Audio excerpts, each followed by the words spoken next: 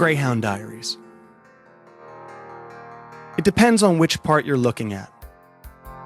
Throughout history, cultures have had ritual places for the outsourcing of hedonism, as in, what happens in Babylon stays in Babylon.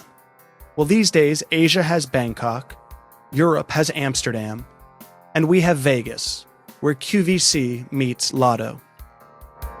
A half hour ago, I would have said that if there's an opposite of Seoul, it's Las Vegas. But my mind is changing because, like America, it really just depends on which Las Vegas you're looking at. The one most people see, or the one that keeps the place running. I had come here to transfer to another bus so that I could get to the America Coming Together offices before everyone went out for the day.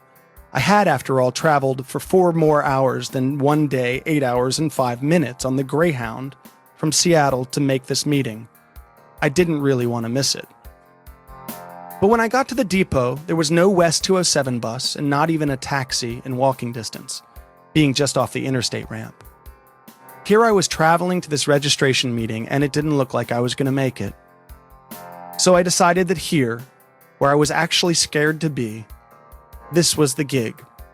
And so I took my place among the crazy people, singing McLean, Virginia in the most focused voice I got.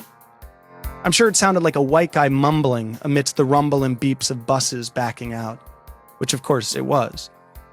And then I met Sherry. She rolled up in her wheelchair. Never mind that she smelled faintly of urine. Never mind that I could barely hear her over the din of buses in the downtown depot. She had listened to my song and said, "That's good. Do you want to hear my poem?" Sure, I was hardly busy. She proceeded to recite perhaps the most beautiful poem I've ever heard, called The Strongest Soul. Now, I've been lucky enough to hear great poetry up close. Once, Maya Angelou recited a poem for me alone in the green room of the Charlie Rose show, where I interned after college. But this was more beautiful, or maybe I just needed it that badly. And that's where art is all about the moment. Supply, demand. And the lesson, one of them at least, is listen to the crazy people. You just might learn something.